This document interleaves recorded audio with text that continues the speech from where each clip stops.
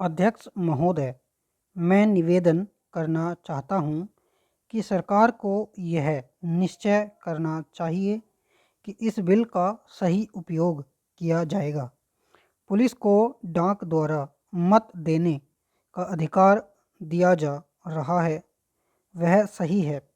वह अधिकार इससे पहले ही दिया जाना चाहिए था, लेकिन आजकल चुनावों में जो गड़बड़ी होती है उसको दूर करने के लिए सरकार को मूल अधिनियम में संशोधन करना चाहिए।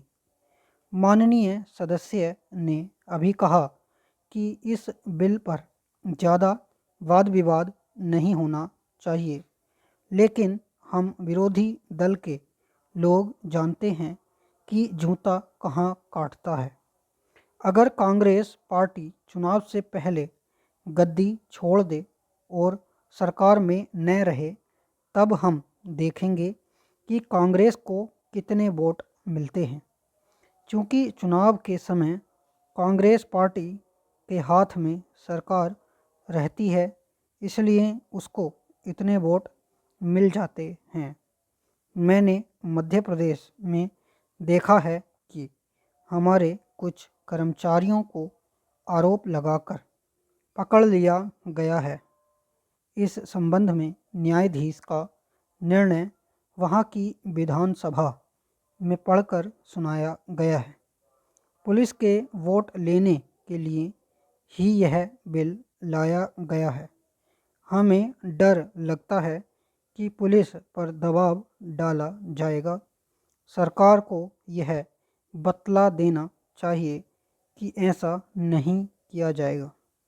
यदि प्रारंभ में ही चोर चोर का शोर मचा दिया जाए तो चोर घर में नहीं घुसता है, क्योंकि वह जानता है कि लोग जागे हुए हैं। हम अपना यह शक और चिंता इसीलिए प्रकट कर रहे हैं ताकि सरकार इन बातों का ध्यान रखे और चुनाव में होने वाली गड़बड़ियों को रोकने की कोशिश करे। यह जो छोटा सा बिल लाया गया है, वह किसी विशेष मतलब से लाया गया है। जैसा कि विरोधी दल के अन्य माननीय सदस्यों ने कहा, यह बिल किसी विशेष पार्टी के हित के लिए नहीं लाया गया है। केवल अपने प्रदेश से बाहर काम करने वाले पुलिस के आदमियों को डाक द्वारा मत देने का अधिकार देने के लिए नहीं लाया गया है। मैं निवेदन करना चाहता हूँ कि अभी देश में वे स्थितियाँ पैदा नहीं हुई हैं जिनमें वह अपनी मत के अनुसार जिसको चाहे वोट दे सके। सदस्यों ने कहा है कि मध्य प्रदेश के लोग जो नागालैंड में हैं, बेशक उनको यह अधिकार देना चाहिए कि, लेकिन इसके साथ साथ यह भी कहा जाता है कि हमारे राज्य में पुलिस के लोग हैं। अध्यक्ष महोदय, मैं कहना चाहता हूँ कि हर आदमी को यह अधिकार है कि जिसको वह चाहे डाक द्वारा मत भेज सके। ऐसा तो नहीं है कि सभी मत किसी एक अधिकारी के सामने ही इकट्ठा करके भेजे जाते हैं। जहाँ तक इस बिल का संबंध है, वह ठीक है। वह प्रारंभ में ही आना चाहिए था और मैं इसका समर्थन करता हूँ।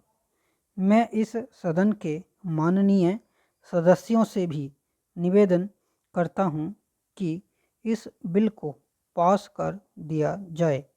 खेती में उन्नति न होने का कारण क्या है? उसका एक कारण यह है कि खेती से संबंधित जितने विभाग हैं, उनमें आपस में समन्वय नहीं है।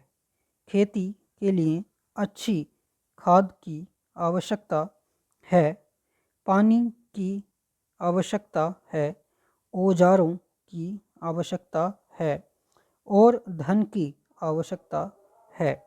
इन सारी चीज़ों के लिए अलग अलग विभाग हैं। मालूम ऐसा पड़ता है कि उनका आपस में कोई संबंध नहीं है।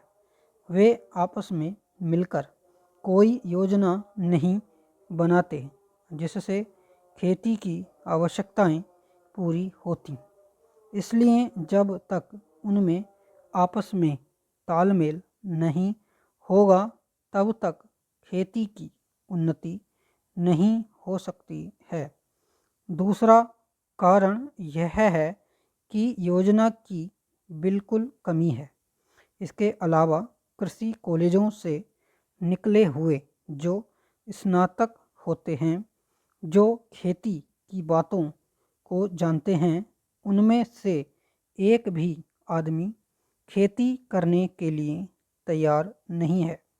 सभी प्रोफेसर बनने के लिए तैयार हैं, खेती के लिए कोई भी तैयार नहीं है। एक बात मैं माननीय मंत्री जी से विशेष रूप से कहना चाहता हूँ। अधिक उपज न होने का एक कारण यह है कि जो खेत में काम करते हैं उसके मालिक नहीं हैं। खेत किसी और का है और काम कोई और कर रहा है। इसलिए मेरा कहना यह है कि किसानों में जब तक यह भावना पैदा नहीं होगी कि यह मेरी भूमि है, तब तक अधिक उपज नहीं हो सकती है।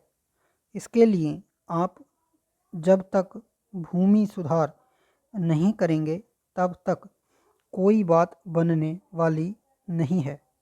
दुर्भाग्य से इस देश में खेती करने वाले बहुत कम लोग ही भूमि के स्वामी हैं।